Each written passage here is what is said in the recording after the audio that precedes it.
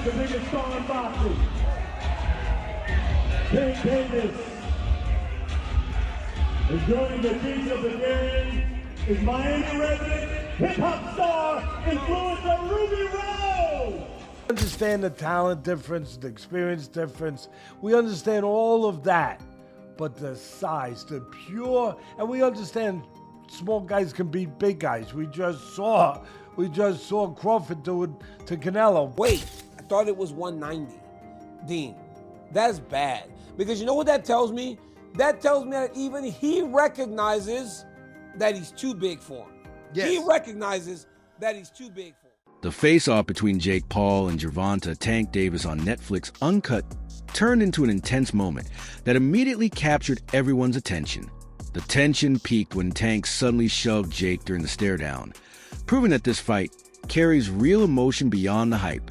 Heated words followed, with both fighters' expressions mixing confidence and irritation. Viewers were quick to notice the stark size difference, Tank appearing much smaller beside Jake. But many argue that size isn't everything, suggesting that Tank's skill, speed, and timing could still make this a highly competitive showdown. At the end of the day, I gave this little guy an opportunity. He should be thanking me. I'm paying him. I'm his boss. He reports to me, and I'm going to fucking son him on November 14th. So fuck you, little man. You pay me? Are you paying me? Yeah. 100%? 100%. Facts? Correct. Yes? Correct? Correct. I'm your daddy.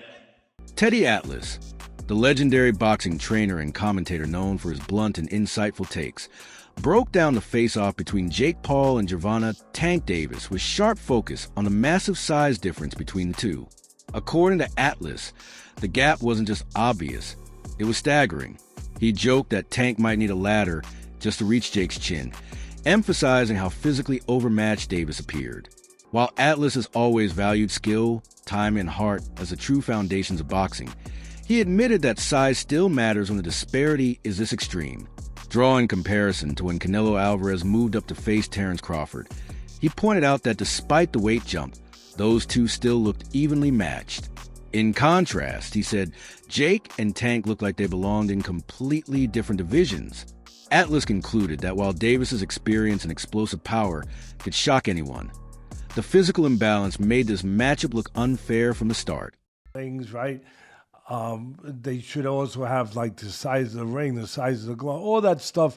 Particulars should be in the contract. But I would probably look for one thing that is not the common thing to have in a contract if I'm Tank. A ladder.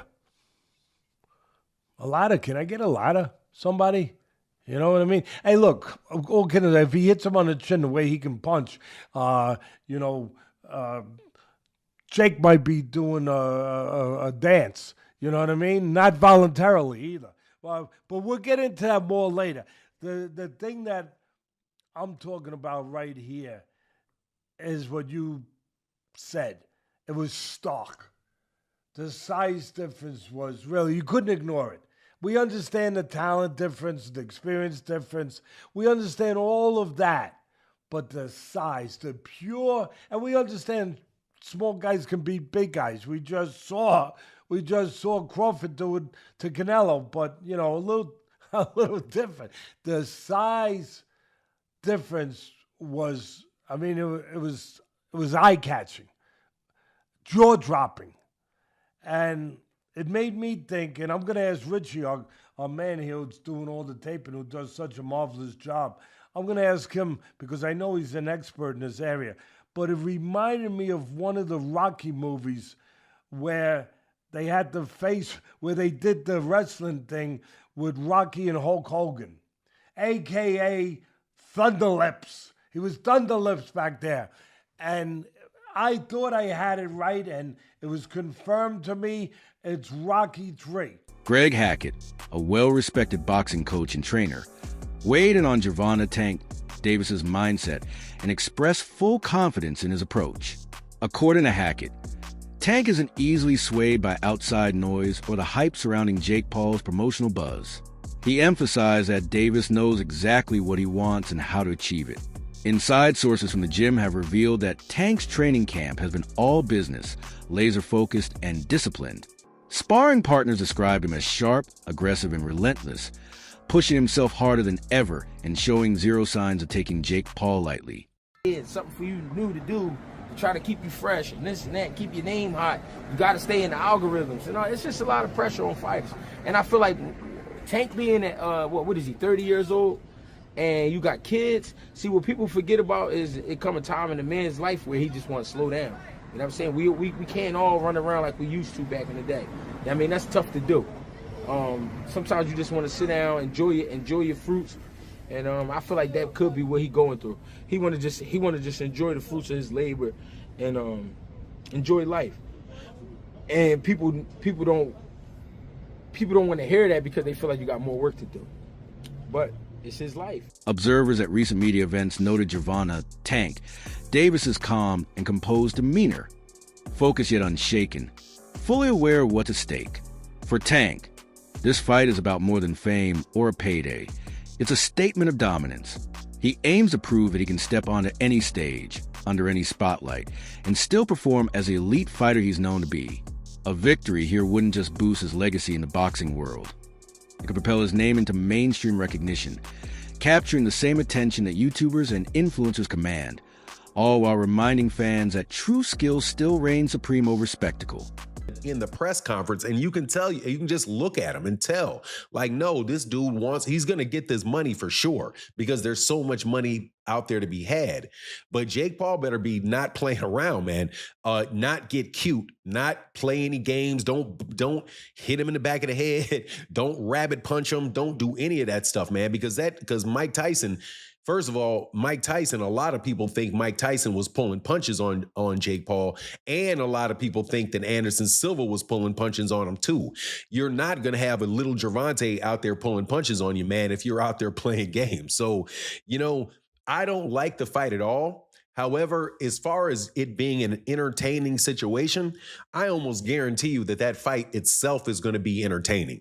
That it's going to be something that you look at and you're going to say, man, everybody's going to watch it. Everybody's going to want to know what happens in it. But at the same time, it's kind of like what people think, when you see a car crash, like you're driving down the road and all of a sudden the traffic gets heavy and you're like, man, I'm going to be in traffic for a long time. And then you drive forward a little bit and then you see, oh man, this is some accident on the other side of the road and everybody just slowing down to watch. That's the type of entertainment that you can expect from this fight between Gervonta Davis and Jake Paul. Eddie Chambers, a former heavyweight trainer, offered a balanced and thoughtful take on the Jake Paul versus Gervonta Tank Davis matchup. He reminded fans that boxing history is filled with examples of smaller fighters toppling bigger opponents. Chambers argued that those fixated on size miss the deeper truths of the sport. Timing, experience, and technique often matter more. He pointed to past bouts where disciplined, intelligent fighters outclassed physically stronger rivals through superior strategy and ring IQ. In his view, Jake's height and reach could give him an early edge, but Tank's explosive footwork and sharp tactical sense might quickly neutralize that advantage. Chambers emphasized that fights aren't decided by measurements, but by how a fighter performs under pressure. He concluded that while Jake's size is an undeniable asset, Tank's precision, speed, and instinct can make him a more dangerous man once the first bell rings. That something like this can happen, but this is social media, this is what it's created. There's a lane that Jake Paul has created. Honestly, I'm not mad at him for it. He's gotten a lot of fighters and, actual fighters some shine. It also has done for women's boxing a lot. So I'm not mad at him for what he's been in boxing, what he's created. This is a little crazy right here. This is a little crazy. And a lot of people will say, Tank is too small. Let me tell you something. Anybody that gets in the ring with Tank that is not a damn dinosaur is going to feel something from it. And it ain't going to be easy to hit it. Got boxing IQ. He may not sound like an intellectual guy when you hear him talk, but he knows the ring inside and out. So there's nothing that Jake Paul can do aside from make it extremely ugly by grabbing him and probably trying to throw him to the ground. I don't know what else, bite him. I don't know, but I mean, the skill level alone. Now, of course, there is a size difference, a height difference, and all that, but he's just going to struggle so much landing a shot. It's just going to look bad. To me, this is the way I see it. It's going to look bad. Tank is gonna be too fast. And the punch, I believe, I'm not saying it's gonna knock him out or, but he's gonna feel it.